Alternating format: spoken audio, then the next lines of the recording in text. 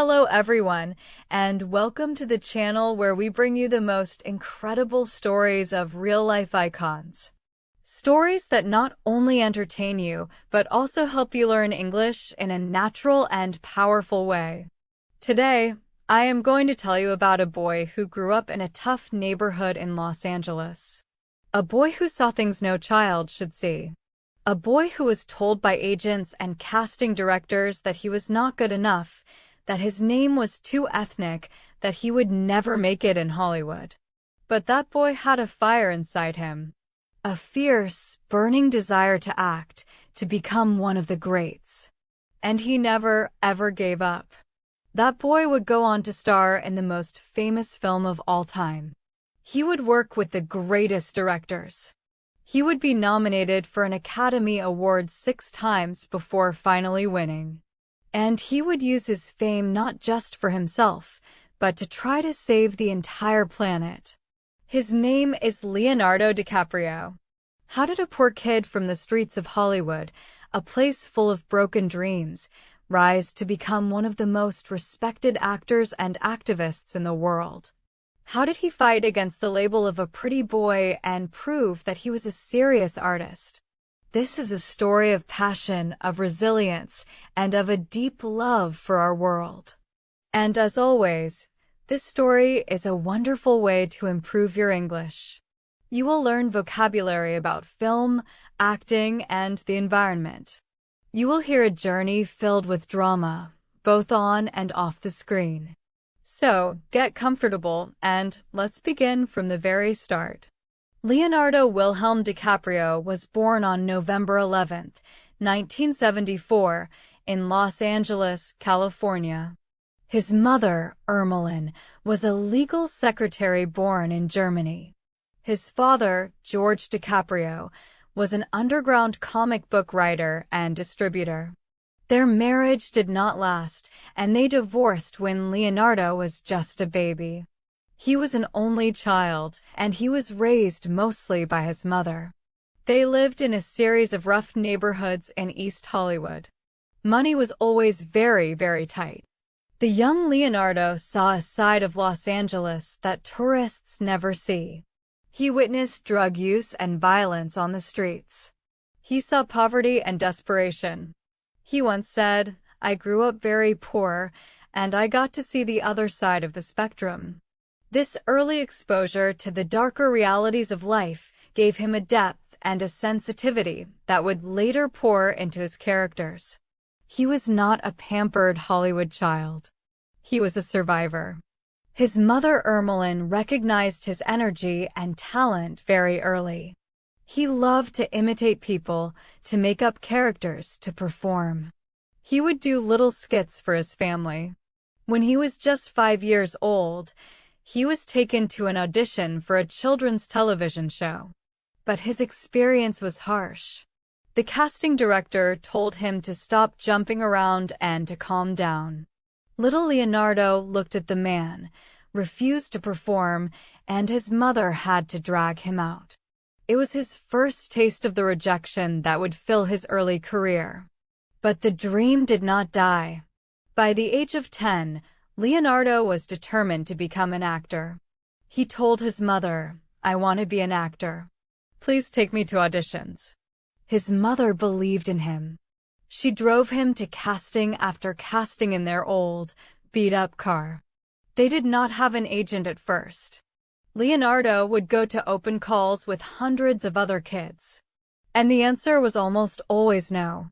He was rejected over and over again. An agent once told him bluntly, "You won't make it in this business. Your name is too ethnic. Change it to Lenny Williams." Leonardo, even as a child, was stubborn. He refused.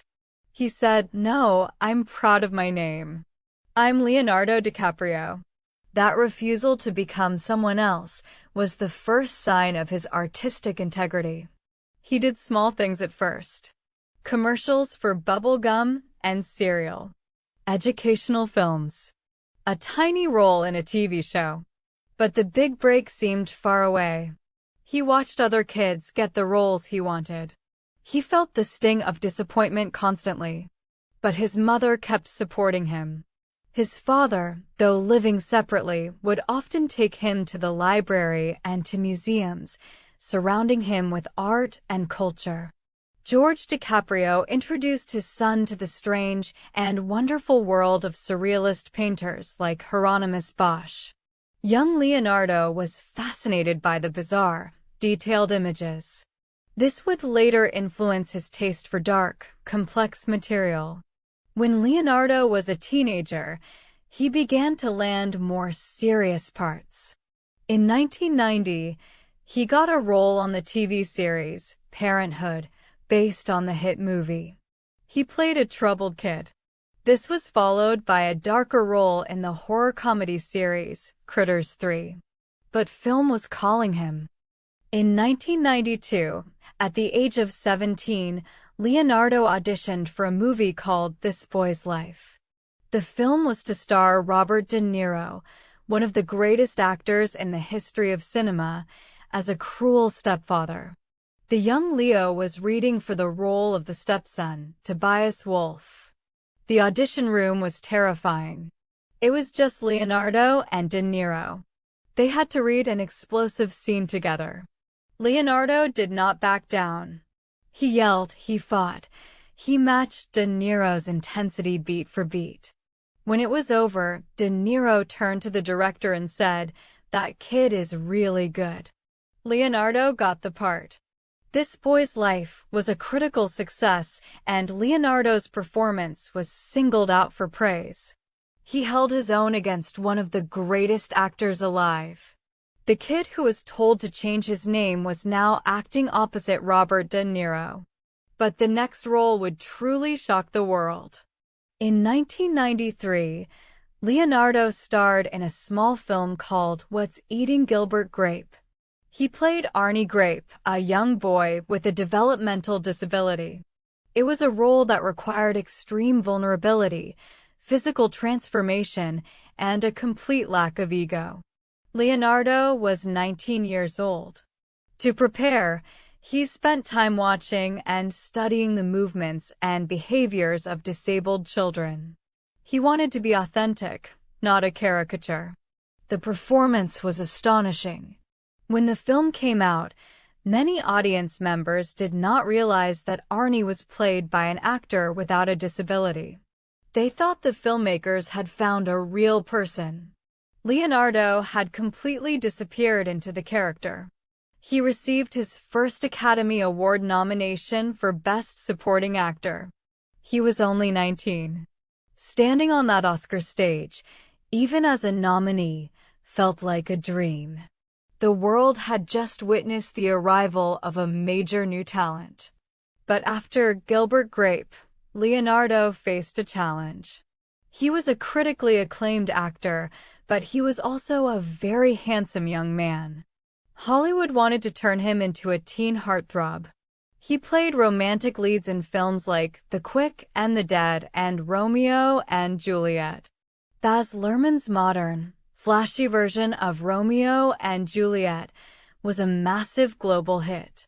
Girls around the world had his poster on their walls. He was suddenly one of the most famous faces on the planet. Yet Leonardo felt suffocated by that image. He did not want to be just a pretty boy. He wanted to be a great actor. He wanted complex, dark, challenging roles.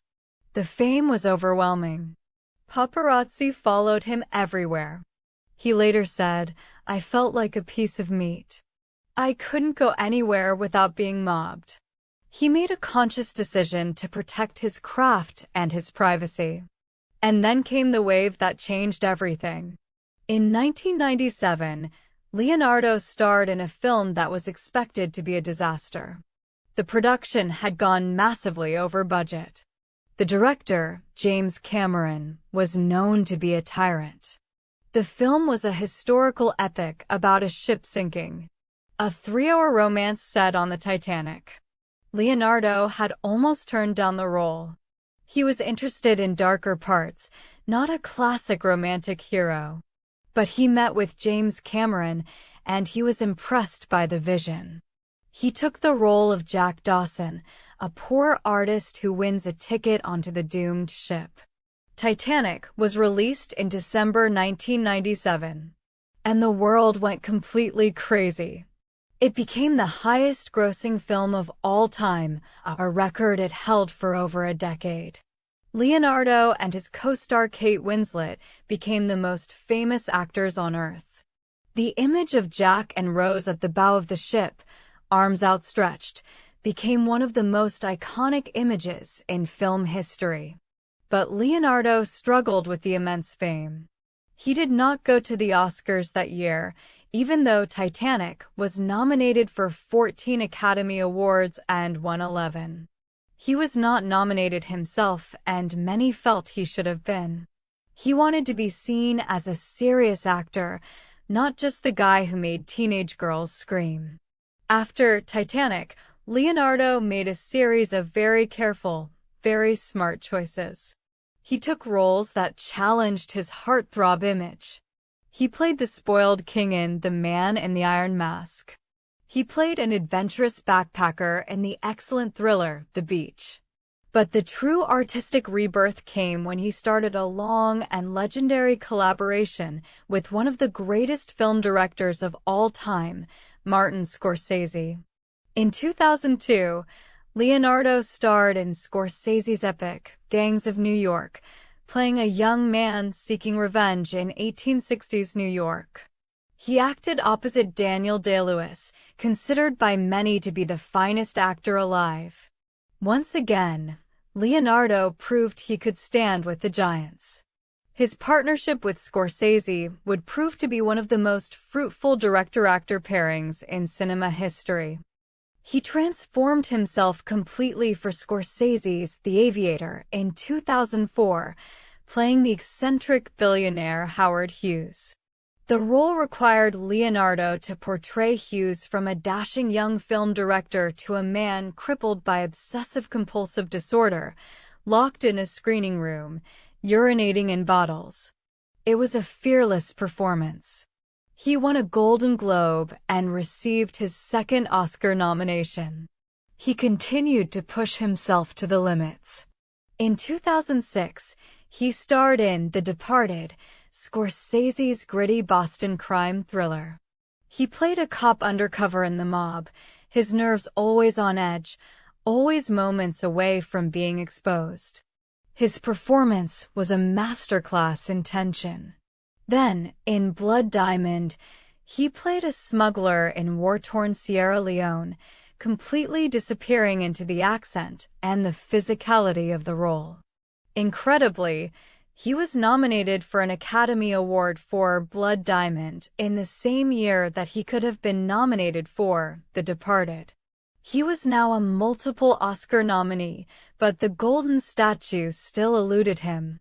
He worked with Scorsese again on Shutter Island, a mind-bending psychological thriller where he played a U.S. Marshal investigating a disappearance on an island for the criminally insane.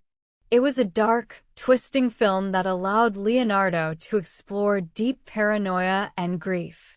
His performance in Quentin Tarantino's Django Unchained showed a completely different side, playing a cruel, charming plantation owner. It was a villainous role, and he attacked it with relish. And then, in 2013, he starred in The Wolf of Wall Street, Scorsese's wild, excessive, black comedy about the real-life stockbroker Jordan Belfort. Leonardo gave the most physically committed performance of his career. He crawled on the floor while drugged. He delivered insane motivational speeches.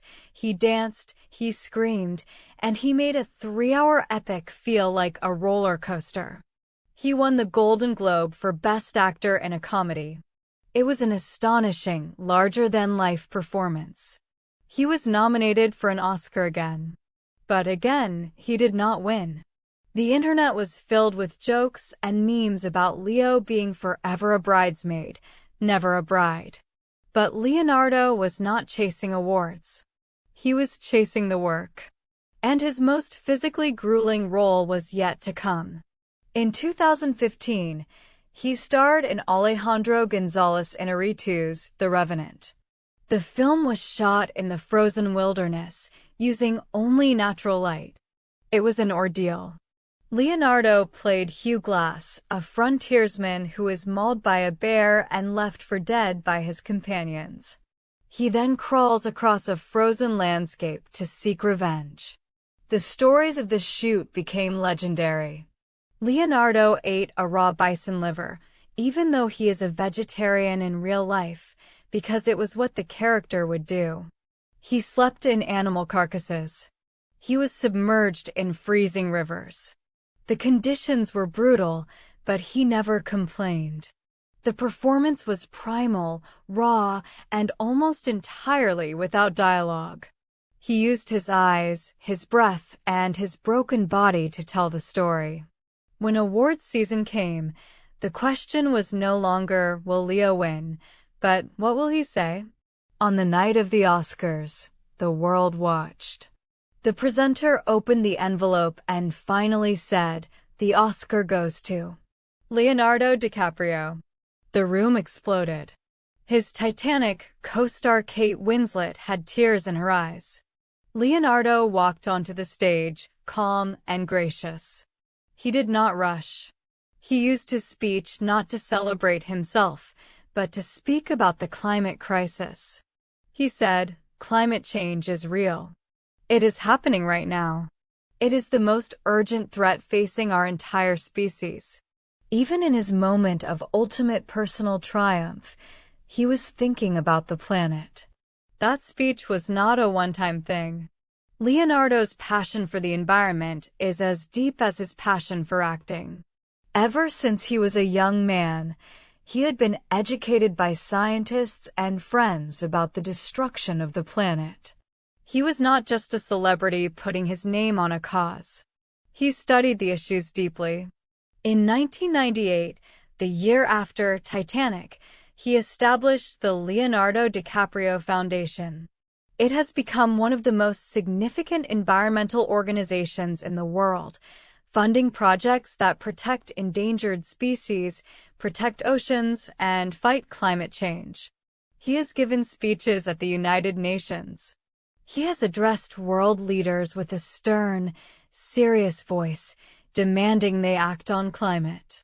He produced and narrated a documentary called Before the Flood, traveling the globe to show the devastating impacts of global warming. He met with scientists, activists, and politicians, including then-President Obama and Pope Francis. He uses his fame as a shield to protect the voiceless. He understands that he has a platform, and he feels a moral duty to use it. He has invested in sustainable companies.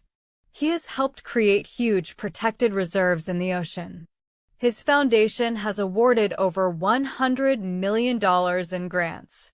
He is not just talking the talk, he is walking the walk. Through all of this, Leonardo has fiercely protected his personal life. He rarely speaks about his relationships. He values his privacy. He loves to travel with a small group of close friends, often escaping the paparazzi on yachts or private planes, although he has been criticized for the carbon footprint of such travel. He tries to balance his life, but his primary focus has always been split between two great loves, the art of film and the health of the planet. Now, in his late 40s, Leonardo DiCaprio remains one of the most powerful and respected figures in Hollywood. He chooses his roles carefully, working only with directors he admires, like Martin Scorsese. He continues to develop and produce documentaries and films that highlight environmental issues. The boy from the rough streets of Hollywood has become a king of the industry and a warrior for the earth. Now, what can we learn from the incredible journey of Leonardo DiCaprio?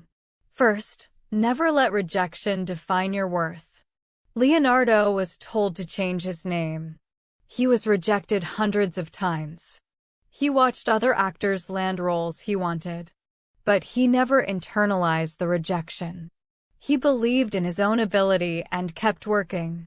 The same is true for learning English. You will make mistakes. You might be laughed at. But those rejections are just steps on the path to success.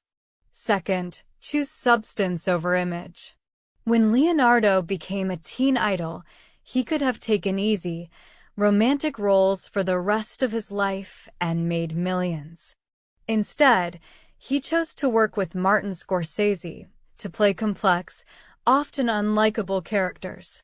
He chose artistic growth over simple fame. In a world that often judges by appearance, choose to build real depth of character and skill. Third, commit fully to your craft. Whether eating raw liver or learning a South African accent, Leonardo disappears into his roles. His commitment is total. To master English or any skill, you must be willing to give it your all. Half-hearted effort produces half-hearted results. Immerse yourself. Be obsessed. Fourth, use your platform for good. Leo could have just been a movie star who went to parties. Instead, he used his global fame to fight for the planet. You may not feel like you have a big platform, but everyone has some influence. Use your voice, your knowledge, your kindness to help others and protect what is important. And finally, patience is everything. Leonardo was nominated for his first Oscar at 19. He did not win until he was 41. That is 22 years of patience, of continuing to work, of losing and getting back up. Success often takes far longer than we think it should. But if you keep going, if you keep improving, your moment will come. Leonardo DiCaprio once said, "I've always been a dreamer. I've always wanted to be a part of something bigger than myself. And to be able to make an impact, to be able to change the world, even in a small way, is the most fulfilling thing you can do." You are on a journey to learn English. It might feel like a small thing, but it is not. Every word you learn is opening up a new world of connection, of opportunity, of understanding. You are building the tool that will allow you to make your own impact in your own unique way. Do not stop. Thank you for listening to this story. If it inspired you or taught you something new, please hit the like button and subscribe to the channel. Share this with a friend who dreams of Hollywood, or who cares about the earth, or who just loves a good underdog story. And let me know in the comments, what is your favorite Leonardo DiCaprio film and why? I read every comment. Until next time, keep dreaming, keep acting on your passions, and never forget that your voice, just like Leo's, can make a difference. Bye for now.